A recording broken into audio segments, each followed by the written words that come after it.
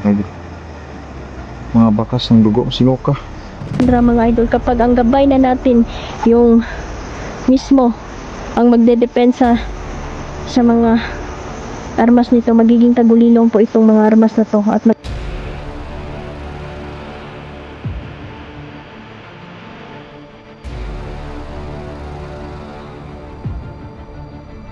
magandang gabi po sa inyo lahat mga idol, no? So yan, ang oras natin po ay mag-aalas 9 na po ng gabi. So nandito pa rin tayo mga idol, no? Grabe po yung mga pumunta dito kanina, mga armado po. At lagi po nilang binabanggit po ang pangalan ni General. Kasi po mga idol, desidido po sila na kunin po ang mga armas na nakuha ko sa kanila. At may mga gabay silang silang gabay, mga itiman mga idol, no, na yun po yung tinuturo po nila kung saan po ang mga armas na nailibing ko. So kasi ang ginawa ko mga idol, pinatago ko po yun sa gabay, sa mga gabay ko. Hindi po talaga nila yun matutuntun. At kahit makita pa nila ang area mga idol, sigurado akong hindi nila makikita mga baril. So, ako lang po ang nandito. 1 bar na lang po yung ring light natin, no? So sana hindi tayo dili ta ma-off, dili malubat ang atong flashlight karon mga idol. So critical po ang area na to. At kinulam ko po sila habang papunta pa sila mga idol, ay winarningan na tayo ng ating mga gabay. At dali-dali ko sinilang sinumpa at kinulam mga idol.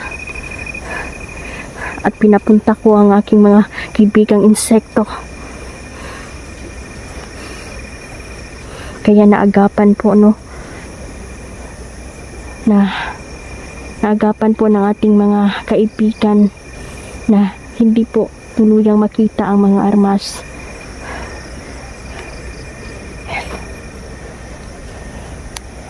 I-off ko muna ang aking camera mga idol. Isi-save ko muna tong camera natin, mali yung pala mga idol, flashlight natin, kasi ito na lang po yung meron ako ngayon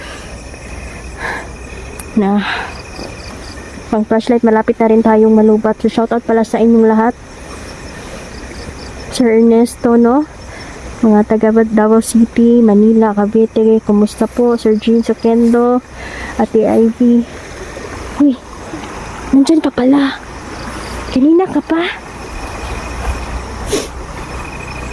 Nagdadali ako dito. Ano na lang? Buti nandito ka kasi malapit nang malubat tong ring light. Kanina pa ako nandito, tapos madaming mga tauhan ni General dito. Pinipilit nila na hukayin yung mga armas na nailibing ko. Kaya kinulam ko sila.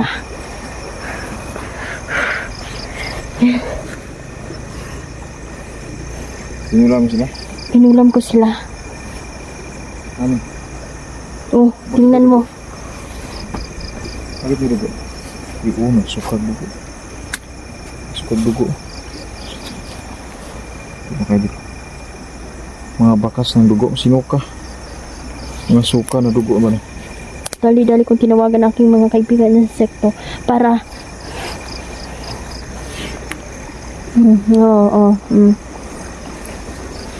para makagat nila yung mga yan po mga idol, padala ni General mga idol, no.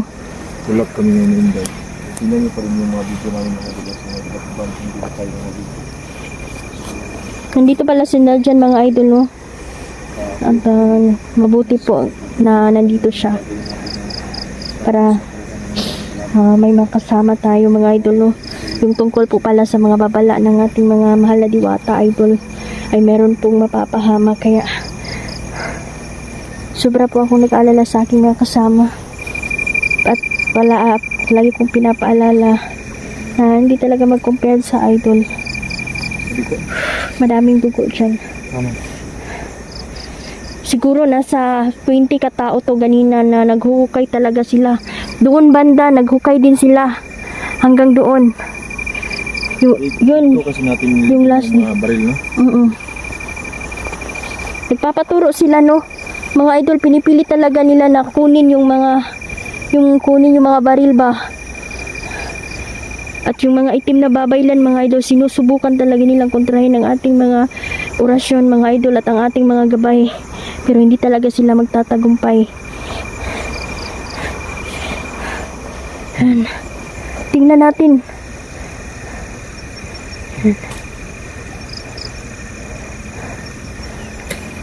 Dito ko po banda iniliping mga idol.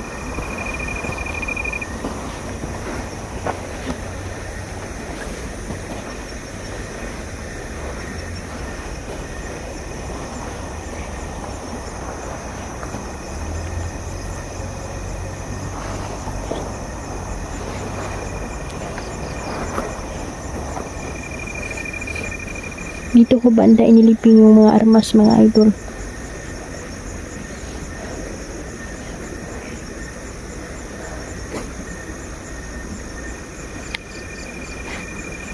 Wala silang nahanap ng mga baril eh. Wala, hindi talaga yun magpapakita yung mga baril kasi yung mga gabay ko yung nagtago noon.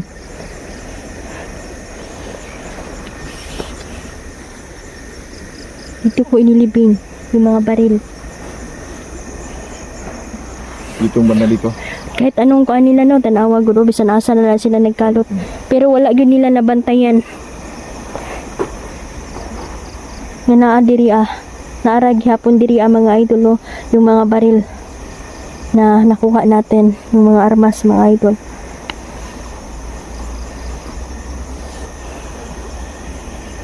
Dito lang pala nilibing. Hindi talaga halata na nandito nilibing mo lang sa lugar na ito yung mga armas, pero hindi talaga nila nakita. Oh. Hindi talaga nila makikita kasi yung mga gabay natin, yung mga nagtago ng mga armas. Magaling ang mga gabay kapag sila na ang nagtatago ng isang bagay. Kulang kasi sila ngayon ng supply. Kulang na talaga yung supply nila kasi bago lang po nagpa-deliver si General, mga idol, ay makukuha dayon nato ba ang mga armas nila. Kaya hindi na talaga namin yun isusuko, mga idol, o isusurrender sa lahat po ng mga nasa tungkulin, mga idol, na naglilingkod ngayon kasi hindi natin alam na maraming kapit si General na kumikilos na ngayon. Tama yun. At pwede kasi tayong baliktarin, mga idol, kasi si General po ay napakayaman talaga na tao. Napakayaman ito niya. Mayaman siya. Yung pag-export lang daan ng mga high-powered na armas. Hindi na yun basta-basta. Oo nga. Nagtatago siya sa mga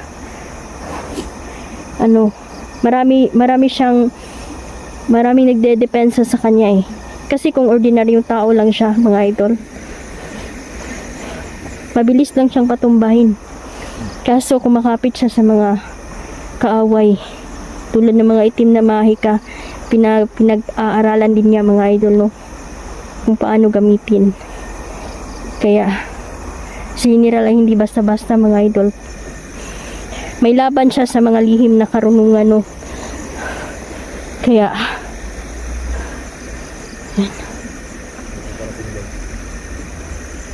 tayo pwedeng magkumpiyansa, ha? Narinig niyo yung dito? Yung mga tuno ba sa tiil. Ala, nag-warning akong gabay na daw sila.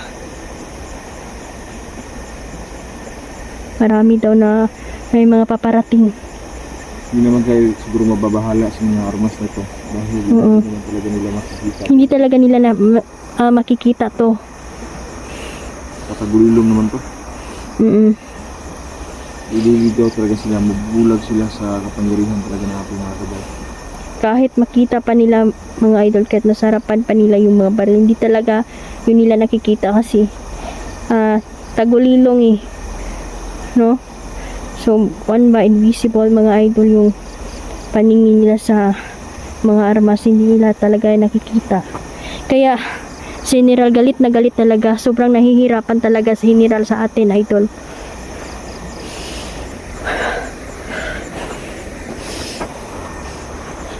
So siguro kailangan, anong plano mo na dyan? Ilipat natin yung mga armas, mga baril? Or ano? Huwag mo lang muna siguro. Dito na lang muna. Kasi, Pero nandito lang yung nilagay mo yung armas. mm, Hindi lang natin maawan. Hindi makikita ng kalaban. oo. At anong talot nila mga idol mo? Wala di sila kita. May talot na sila dito. Dito ah. Dito ka natin. Bangag-bangag ka na nila mga idol, no? Daghan na kay silang mga lugar nga gipangkalutan. Hindi yun nila makitaan. Napakamahal po ng mga armas na yun, mga high power, mga idol. Kung ibebenta mo yun siguro, hindi aabot sa 100k na nababasa ko sa comment. Yung mga M4, ha? Atong ilahi og tago. Taguan na to. Laing nga lugar. Ilipat natin sa ibang lugar. No? Man. Kasi malayo-layo din ito eh. Itong lugar na to. Yung malapit na sa atin ba? Yung malapit na lang sa atin. Para kung natin makuha. kung alanganin tayo sa mga pwede natin itong magamit sa mga kalaban. Dito. Rasyonal natin, ihumula natin ubig ba sa balon. Yung bala. Wala na, pwede na. Dahil kung ganito, malayo yung armas. Yung mga armas na recover natin, hindi lang kasi ito lang. Madami pa akong nainibing. Kailangan siguro natin na iusa na nato. Ay, ikaw, ano sa tingin mo? Tama naman, yun din yung plano ko. Kasi hindi na natin alam kung ang kaligtasan ng mga pamilya natin, kailangan alert community sa alerto tayo. Tapos Pwede kung po mag-alanganin, pwede itong gabitin natin sa mga kalaban. Kain ka muna. Kuhain mo muna. Ako na Ayun. ano, Ayun. ikaw na? Sige, look. Ano lang ako dito. Magbabantay ako dito.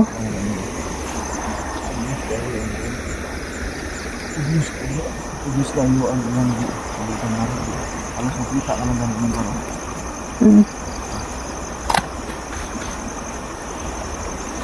Ayan mga idol, hindi talaga nila nakita. At kahit anong gawin nila, kahit mag-orasyon pa sila mga idol, no, hindi pa talaga nila yan makukontra mga idol. Kapag ang gabay na natin yung mismo ang magdedepensa sa mga armas nito, magiging tagulilong po itong mga armas na to at magiging bulag po ang mga kalaban at hindi nila yan makikita Yung mga high kahit anong gawin nila. kahit yung buwan-buwan pa ng mga tubig makailan.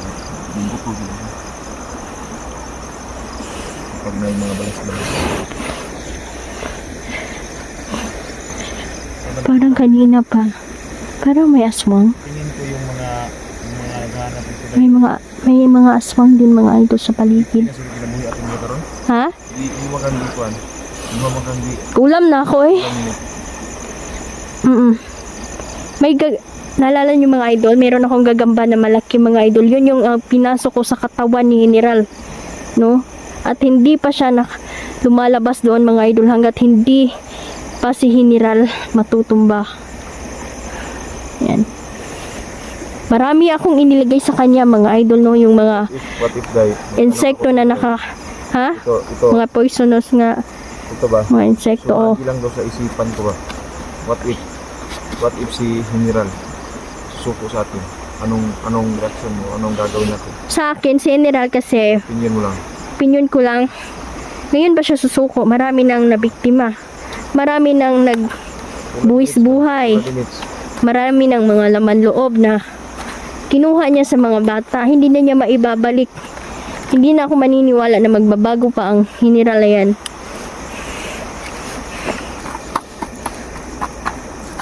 Tama na siguro. Dapat na siguro siyang mawala. Dapat siyang mamatay. Sa totoo lang. Kasi yung mga... Sabihin ko lang kasi. Ha? Itong si General kasi ngayon, iba na yung tripping niya. Pinapadami niya lahat ng mga commander. Kaya gusto niya na mapatay talaga tayo. Tayong mga vlogger. Lahat ng mga vlogger ngayon, alert kayo. Dato lang yun siya. no? Ito talaga. Mayaman jud siya. Marami siyang Pera. panlaban sa atin Influence eh. siya. Oo. Kasi may kapit din sa government. Oo, meron nga.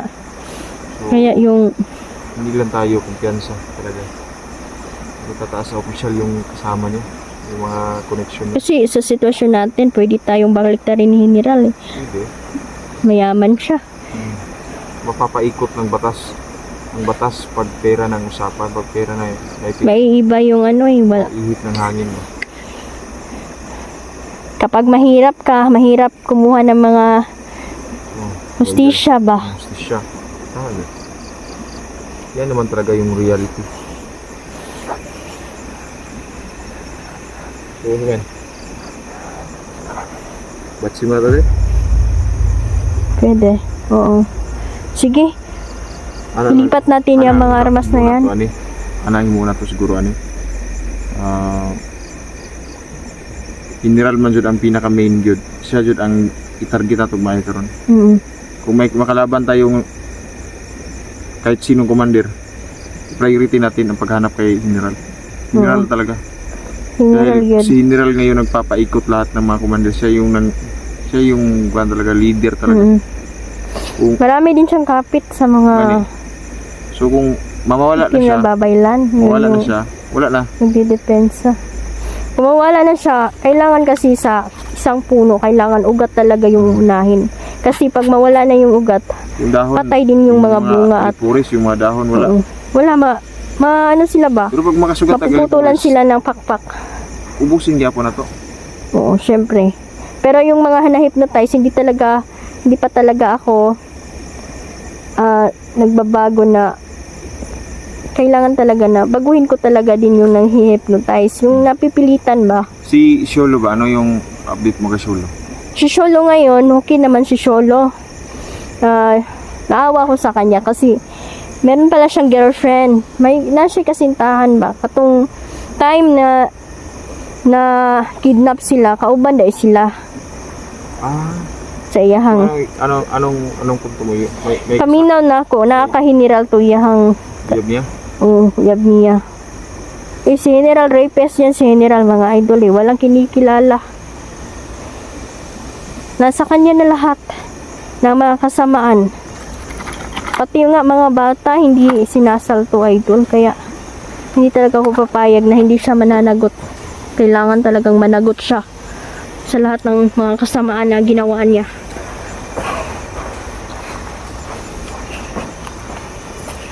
Kailangan natin na-secure yung mga baril. Isahon siguro na ito tanong. Para wala na tayo problema. Isahon na lang na to, tapos isahon na lang nga lugar kung asa siya ibutang, asa siya taguan.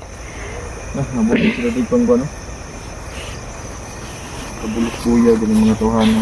Bago mo na yung kalutan. Kalot lagi na nila lagi. Ang dami ng kuan magikidaghan na kay sila lugar nga gyud kay gusto order ni General nga.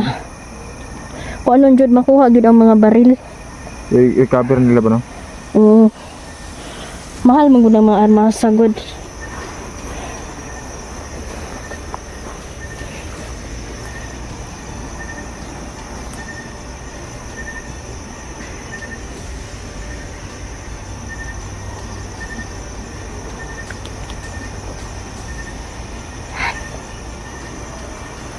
Parang may naririnig akong boses na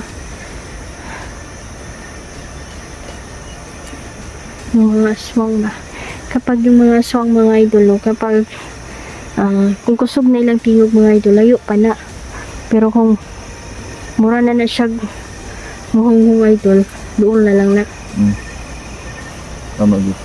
Pero hindi naman tayo natatakot dyan. Kasi ilang beses na din kami naka-encounter mga idol. Sa mga Diyos, huwag kong matakot sa mga ganun. Maniwala ka lang. Kahit gaano ka, kahit Lakasan mo lang yung paniniwala mo. kasing liit ng mustasa yung paniniwala mo. Yung, Matatalo ka talaga. wala kang, basta paniniwala lang talaga. Matatalo mo yan. Yan talaga yung pinaka-importante sa isang tao. You can move the mountain. Kahit kasing liit ng isang mustasa, liso ng mustasa ba. Ang liit-liit mo. Tama.